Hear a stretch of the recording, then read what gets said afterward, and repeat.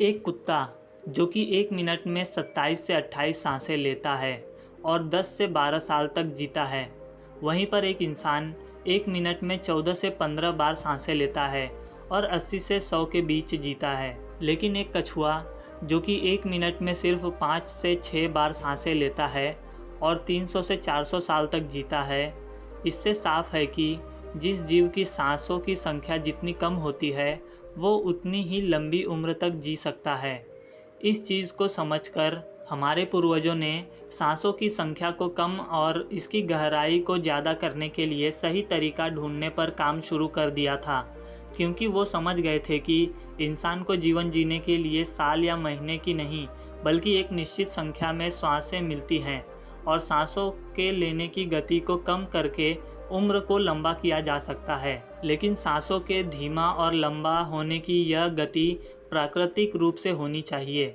जब हम सांस लेते हैं तो वायु प्रत्यक्ष रूप से हमें 3-4 स्थानों पर ही महसूस होती है: कंठ, हृदय, फेफड़े और पेट। मस्तिष्क में गई हुई वायु का हमें पता ही नहीं चलता।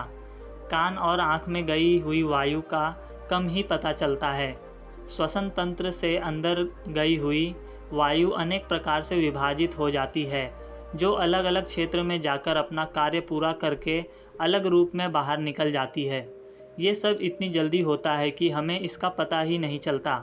हम सिर्फ इतना ही जानते हैं कि ऑक्सीजन अंदर गई और कार्बन डाइऑक्साइड बाहर आ गई, लेकिन अंदर से क्या सही क्या गलत करके आ जाती है, इसका कभी ज्ञान नहीं प्राप्त हो पाता है। यदि हम जोर से गहरी सांस लेते हैं तो तेज प्रवाह के साथ शरीर के अंदर के बैक्टीरिया नष्ट होने लगते हैं। कोशिकाओं की रोगों से लड़ने की क्षमता बढ़ जाती है। बोन मैरो में नए रक्त का निर्माण होने लगता है। आंतों में जमा मल बाहर की ओर निकलने लगता है। मस्तिष्क में जागरूकता लौट आती है, जिससे श्रवण शक्ति दुरुस्त हो जाती है। न्यूरॉन की सक्रियता से सोचने समझने की क्षमता फिर से जिंदा हो जाती है। फेफड़ों में भरी हवा से आत्मविश्वास वापस लौट आता है।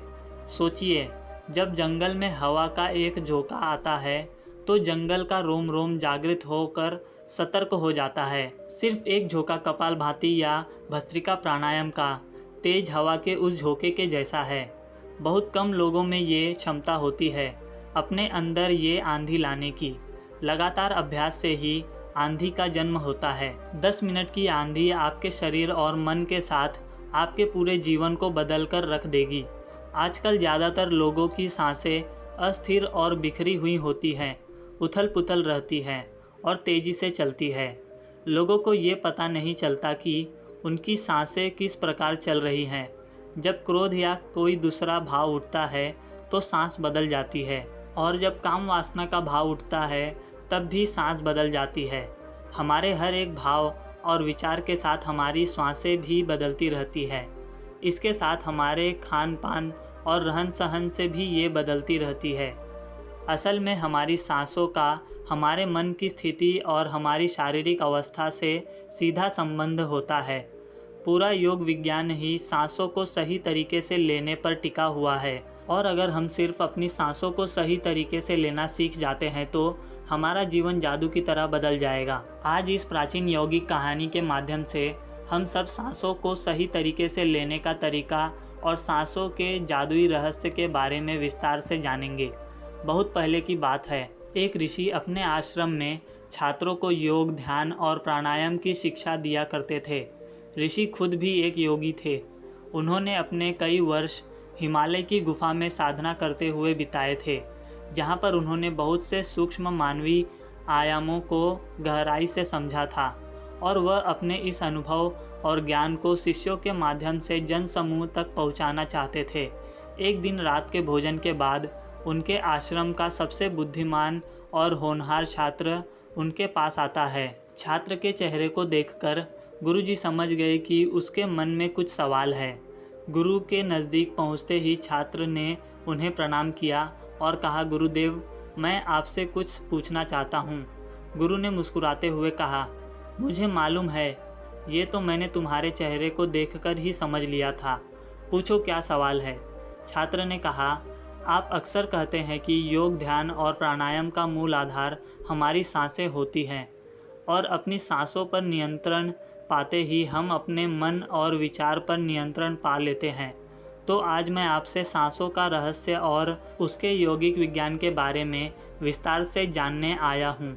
यह सुनकर गुरु ने एक हल्की मुस्कान दी और कहना शुरू किया, जैसा हमारा मन होता है हमारी सांसों की गति भी वैसी ही हो जाती है, या फिर जैसी हमारी सांसें होंगी वैसी ही हमारी मन की दशा हो जाएगी। यानी हमारी सांसों से सब कुछ जुड़ा हुआ है। जो हमारे अंदर होता है वही हमारे बाहर घटता है। हर घटना हमारी सांसों से गहरा संबंध रखती है। मतलब कि अपनी सांसों की गति पर नियंत्रण करके अपने मन और विचारों पर नियंत्रण कर सकते हैं। अगर तुम किसी सच्चे योगी या साधक को ध्यान से देखो तो तुम्हें उसके चेहरे पर गजब का ठहराव दिखेगा। एक सच्चा योगी बुरी से बुरी स्थिति में खुद को स्थिर और शांत रख सकता है। एक योगी अपने भावना को नहीं दबाता, बल्कि वह अपनी सांसों पर नियंत्रण हासिल कर सकता है और सांसों को नियंत्रित करके ही वह अपने मन पर नियंत्रण पा लेता है। और जिस आदमी का मन उसके नियंत्रण में हो, उसके पास उसके सभी समस्याओं का समाधान है।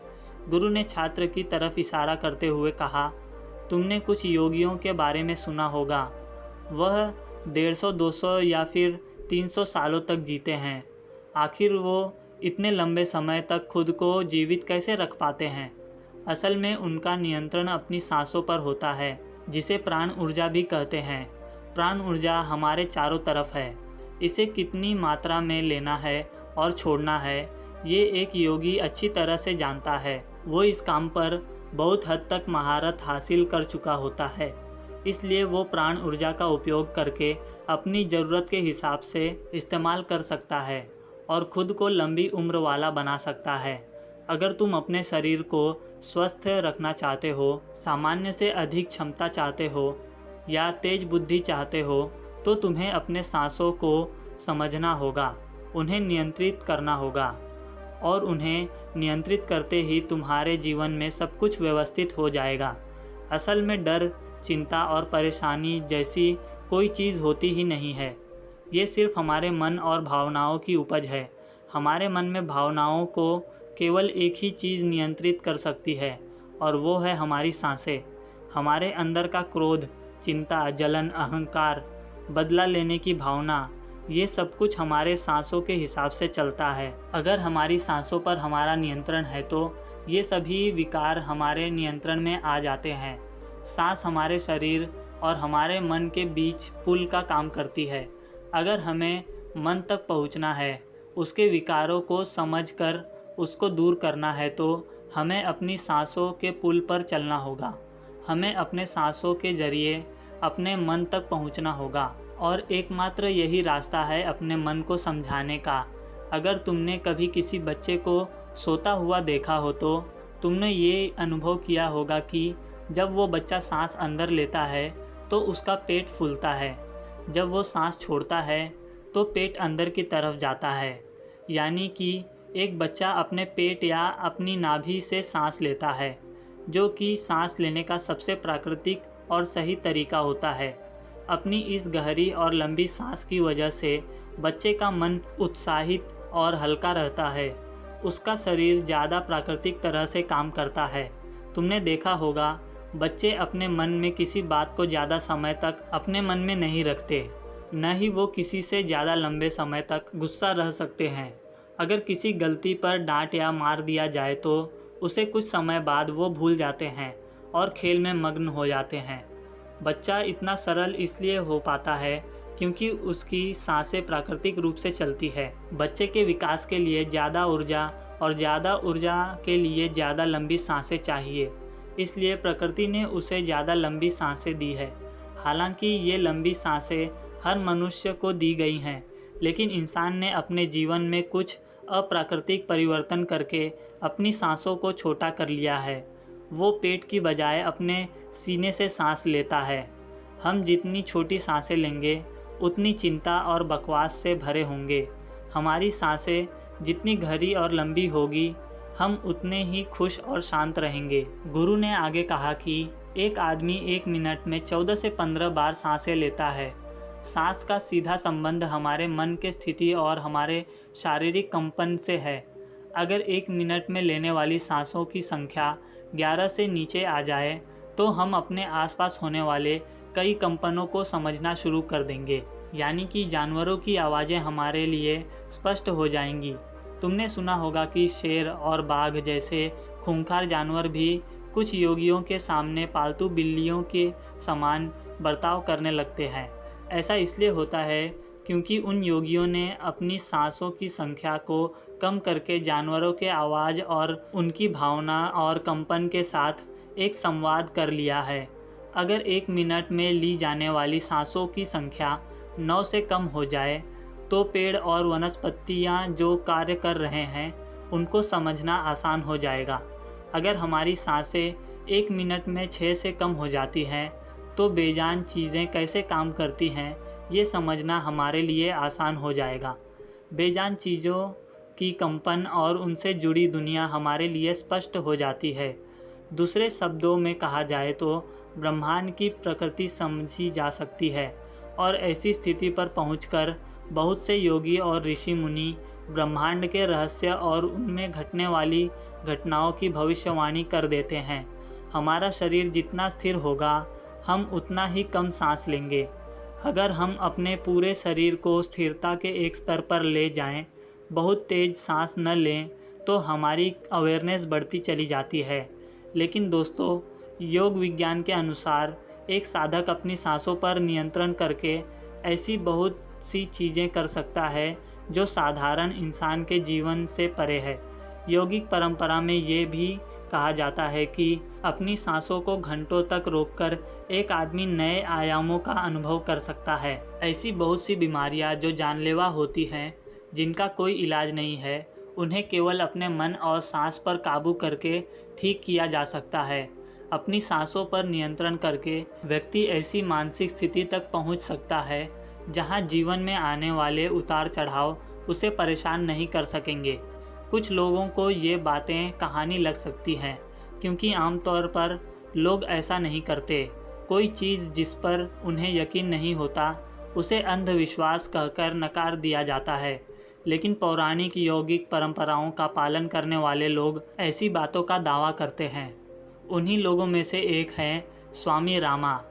स्वामी रामा हिमालय की गुफा में रहते थे। उन्होंने बचपन से ही योग की प्रणालियों का अभ्यास करना शुरू कर दिया था।